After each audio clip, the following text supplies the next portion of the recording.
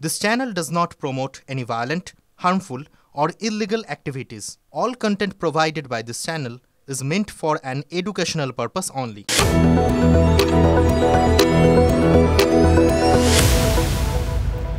দেখছেন টিভি9 বাংলা, রয়েছে আমি শুভজিৎ মিত্র। ঘড়ির কাঁটা বলছে প্রায় 7টা। শুরু করছি আপডেট বাংলা। প্রায় 78 ঘন্টা হয়ে গেল, আমরা ধারাবাহিকভাবে আরজি করে খবরের দিকে নজর রাখছি, একাধিক প্রশ্ন তুলছি। আর এরই মধ্যে পুলিশকে আলটিমেটাম, রবিবার পর্যন্ত সময়।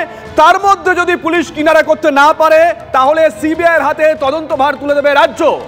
আজ তিলোত্তমার পরিবারের সঙ্গে দেখা করে জানিয়ে দিয়েছেন খোদ মুখ্যমন্ত্রী মমতা বন্দ্যোপাধ্যায়। তিলোত্তমার বাড়ি থেকে ফিরে নবান্নে তদন্তের অগ্রগতি নিয়ে মুখ্য সচিব, স্বরাষ্ট্র সচিব, পুলিশ কমিশনার সহ প্রশাসনের উচ্চ আধিকারিকদের সঙ্গে বৈঠক করেন মমতা বন্দ্যোপাধ্যায়। দেখুন, শুক্রবার আরজিকর হাসপাতালে নারকীয় ঘটনা। নৃশংসভাবে তিলোত্তমাকে ধর্ষণ ও খুন। চিকিৎসক পড়ুয়ার মৃত্যুতে উত্তাল কাশ্মীর থেকে কাকদ্বীপ। সোমবার বেলা 12:45 তিলোত্তমার বাড়িতে পৌঁছন মুখ্যমন্ত্রী। 45 মিনিট বাবা মায়ের সঙ্গে কথা। তারপর বেরিয়ে এসে মুখ্যমন্ত্রীর স্পষ্ট বার্তা, যেই জড়িত থাকবে এবং আমরা চাই এই কেসটা জুডিশিয়াল প্রসেসটা তাড়াতাড়ি হবে এবং তাতে আমরা ফাঁসির দাবি জানাবো। তিলোত্তমার মৃত্যুতে প্রথম থেকেই পুলিশের ভূমিকায় সরব পরিবার থেকে পড়ুয়া চিকিৎসকদের একাংশ। তদন্তের গতি প্রকৃতি নিয়ে হাজারো প্রশ্ন। সোমবার তিলোত্তমার পরিবারের সঙ্গে দেখা করে পুলিশকে তদন্ত শেষে ডেডলাইন বেঁধে দেন মুখ্যমন্ত্রী। আমি চাই পুলিশ যত তাড়াতাড়ি সম্ভব দোষীদের গ্রেপ্তার করবে। আর রবিবার পর্যন্ত যদি তারা কুল কিনারা করতে না পারেন, কারণ ভেতরেও তো অনেকে আছে, তাহলে এই কেসটা আমরা আমাদের হাতে রাখবো না, আমরা সিবিআইকে দিয়ে দেবো। তার কারণ হচ্ছে আমার এতে কোনো পাওয়ার লেনা দেনা কিছু নেই, আমি প্রথম দিন থেকেই বলছি। দীর্ঘসূত্রিতা নয়, বরং তিলোত্তমার মৃত্যু তদন্তে ঢিলেমিজে কোনোভাবেই বরদাস্ত করা হবে না, সময়সীমা বেঁধে সেটাই স্পষ্ট বুঝিয়ে দিয়েছেন পুলিশ মন্ত্রী। তাই সিবিআই তদন্তের কথা বলছেন মুখ্যমন্ত্রী। যদিও একই সঙ্গে তাপসী মালিক নন্দীগ্রাম থেকে রিজওয়ানুর মামলার তদন্তের উদাহরণ টেনে সিবিআইকে তোপ দাগতেও ছাড়েননি মুখ্যমন্ত্রী। ওদের সাকসেস রেট খুব কম। তাপসী মালিককে যখন খুন করে হত্যা করা হয়, ধর্ষণ করে, আজ পর্যন্ত বিচার হয়নি।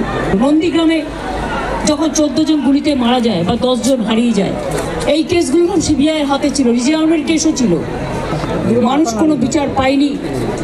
কিন্তু তবু মানুষের স্যাটিসফ্যাকশনের জন্য যদি কেউ ভাবতে পারে যে পুলিশ ঠিক মতো করতে পারছে না, যদিও Calcutta police is the best police in the world. তদন্তের সময় বেঁধে দিলেও কলকাতা পুলিশের দক্ষতার প্রশংসা করেছেন মুখ্যমন্ত্রী। মমতা বন্দ্যোপাধ্যায়ের পাশে দাঁড়িয়ে কলকাতা পুলিশের নগরপাল বলেছেন, কোনো ধরনের কোনো কানেকশন আছে, ইনভলভমেন্ট আছে, প্রত্যেকটা লোককেই ডাকা হচ্ছে এবং ডাকা হবে। আমরা নিশ্চিত কি আগামী 4-5 দিনের মধ্যে যদি আরও কেউ থাকে, আমরা নিশ্চয়ই ওদের সবাইকে আমরা নিশ্চয়ই অ্যারেস্ট করতে পারবো। আর যদি তা সত্ত্বেও যদি ফ্যামিলি স্যাটিসফ্যাকশন না থাকে, ম্যাডাম যা বলেছেন সেটা হবে।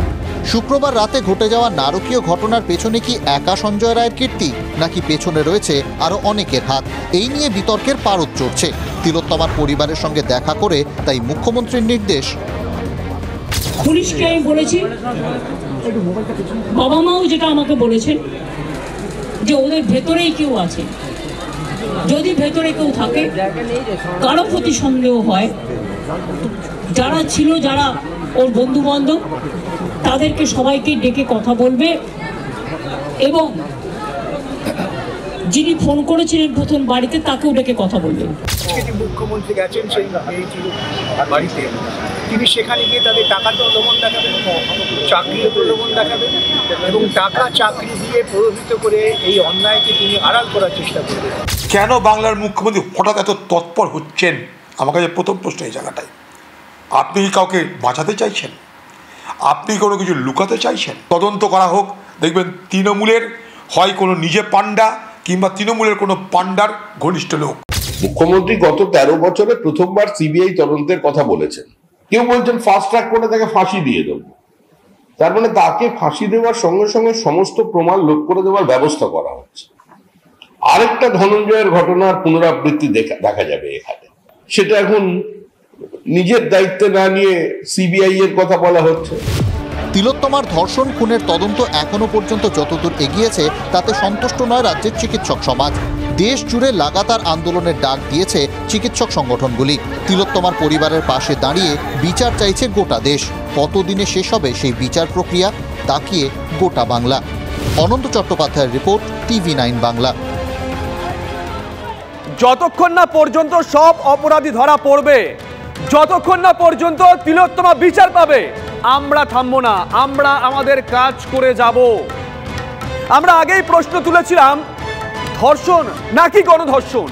আজ মুখ্যমন্ত্রী বললেন ভিতরের কেউ, ভালো করে শুনবেন, ভিতরের কেউ জড়িত কিনা পুলিশ তদন্ত করে দেখবে। মানে প্রশাসনও সন্দেহ করছে সঞ্জয় একা নয়, আরো কেউ জড়িত থাকতে পারে। উত্তরটা কবে মিলবে? তদন্ত দেরি হলে কারো সুবিধা হয়ে যাবে না তো? কোটি টাকার প্রশ্ন। ধর্ষণ না গণধর্ষণ, এখনো উত্তর মেলেনি। একাই ছিল সঞ্জয় নাকি আরো অনেকে ছিল? প্রশ্ন তুলে সরব কলকাতা হাইকোর্টের আইনজীবীরা। এখানে যে ধরনের ইনজুরির কথা বলা হচ্ছে আরজি করে, বোঝাই যাচ্ছে একজনের পক্ষে সম্ভব নয়। বাকি তারা কারা? অন্য অপরাধীরা। কেন তাদের আড়াল করার চেষ্টা হচ্ছে? তাহলে তো সঞ্জয় বলে ছেলেটি একটি স্কেপগোট। শুধুমাত্র একজনকে স্কেপগোট করলে হবে না, এই ঘটনার পূর্ণাঙ্গ তদন্ত চাই, নিরপেক্ষ তদন্ত চাই এবং সকল অপরাধীদেরকে গ্রেপ্তার করতে হবে। একা না অনেকে, সম্ভাবনা উড়িয়ে দিচ্ছে না প্রশাসনও। তিলোত্তমার বাড়িতে দাঁড়িয়ে মুখ্যমন্ত্রী মমতা বন্দ্যোপাধ্যায় বলেছেন, পুলিশকে আমি বলেছি, বাবা মাও যেটা আমাকে বলেছেন যে ওদের ভেতরেই কেউ আছে। ভেতরের কেউ কে সে বা কারা তারা? উত্তর খুঁজতে তদন্ত চালিয়ে যাচ্ছে কলকাতা পুলিশ। ঘটনার কয়েক ঘন্টা আগে তিলোত্তমা যে 4 ডাক্তারের সঙ্গে ডিনার করেন তাদের জিজ্ঞাসাবাদ করা হচ্ছে। যারা যারা ওই পিওর কাছাকাছি ছিলেন, কোনো ধরনের কোনো কানেকশন আছে, ইনভলভমেন্ট আছে, প্রত্যেকটা লোককেই ডাকা হচ্ছে এবং ডাকা হবে। যদি কারো উপরে সন্দেহ থাকে, কি কারণে সন্দেহ আছে, ফ্যামিলি মেম্বারের সঙ্গেও আমরা টাচে আছি। বৃহস্পতিবার রাতের ঘটনা, এখনো সন্দেহ নিরসন করতে পারল না পুলিশ। ধর্ষণ না গণধর্ষণ, এটা জানা পুলিশের পক্ষে কি খুব কঠিন? কন্ট্রাসেপটিভ নিয়ে কিছু করে থাকে তাহলে হয়তো টাফ, তাও লুব্রিকেন্ট থাকবে, সেখানে বোঝা যায় পসিবল হবে। আর যদি না নিয়ে করে থাকে, না দর্শক যারা হয় তারা তো অত প্রিপারেশন নিয়ে আসে না। যেমন কী সিমেন্ট কালেকশন ছিল, কী ছিল না ছিল, ডিফাইন করাটা খুব একটা টাফ ব্যাপার না। ওখান থেকে ডিএনএও পাওয়া পসিবল। আর DNA is such a thing, মানে প্রত্যেকটা ক্ষেত্রে ডিফারেন্ট হয়, সেখান থেকে বের করা সম্ভব। যারা যারা কাছাকাছি এসেছিল তাদের একজনের থেকে আরেকজনের শরীরে যেন প্রত্যেকটা কোনো অংশ, সেই শরীরে জামা কাপড়ের অংশ হোক, বাটনের অংশ হোক, চামড়ার অংশ হোক, যাই হোক, কিছু কিছু ট্রান্সফার হয়েছে এবং দেখা যায় তার শরীর থেকে 2-3 জনের শরীরের অংশ পাওয়া গেছে, তো প্রমাণ হবে 3 জন। লালবাজার সূত্রে খবর, ঘটনাস্থল থেকে পাওয়া বীর্যের নমুনা, সঞ্জয়ের রক্তের নমুনার ডিএনএ মিলিয়ে দেখার প্রস্তুতি শুরু করেছে পুলিশ। কাজটা কি আদৌ দ্রুতগতিতে হচ্ছে? যদি আরও কেউ জড়িত থাকে, তদন্তের দেরি সুযোগে সে বা তারা কি সুবিধে পেয়ে যাবে না? দেরি হওয়ার ফলে ফার্স্ট হচ্ছে ওখানকার যে ক্রিমিনাল ফুটপ্রিন্ট যেগুলো থাকে সেগুলো নষ্ট হয়। দেরি হওয়ার ফলে একটা যে অ্যাকিউজ বা ক্রিমিনাল যে ধরা পড়েছে তার সুবিধা হয়, কারণ মানে কোনো প্রোগ্রেস হচ্ছে না। এইরকম একটা শেকি ফাউন্ডেশন যদি থাকে তো ট্রায়ালে সে সুবিধা পাবে। তদন্তে ফাঁকি থাকলে কি হতে পারে, তার সবচেয়ে বড় নমুনা কামদুনি মামলা। কামদুনি ঘটনা সবাই ছাড়া পেয়ে গেল কারণ ইনভেস্টিগেশনটাই ছিল শেকি ফাউন্ডেশনের উপরে ডিপেন্ড করে। পুলিশ সেটা উইলফুলি করে, আমি বিশ্বাস, আমার মানে পুলিশ করতে পারে না তা না, পুলিশকে করতে দেওয়া হয় না। কামদুনির ধর্ষিতার পরিবার এখনও বিচারের অপেক্ষায়। একই নিয়তি তিলোত্তমার পরিবারকেও তাড়া করবে না তো? ইতিমধ্যেই পুলিশ সূত্রে খবর, রক্তের দাগ মোছার সব রকম চেষ্টা চালিয়েছে সঞ্জয়। প্রমাণ লোপাট হয়ে গেলে অপরাধীর শাস্তি নিশ্চিত হবে কিভাবে? দ্বিতীয় বা তৃতীয় অপরাধী থাকলে এখনও তার বা তাদের টিকি ছোঁয়া গেল না। মিনিমাম হয়তো এভিডেন্স পাওয়া যাবে।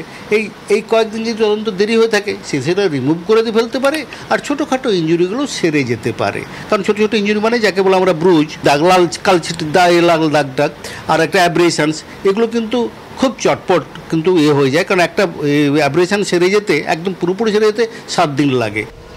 সবার একটাই দাবি, পুলিশ হোক বা সিবিআই, আদালতে যেন পাকাপোক্ত প্রমাণই জমা পড়ে। হবে তো? শ্রাবন্তী ও সুপ্রিয়র রিপোর্ট, TV9 বাংলা।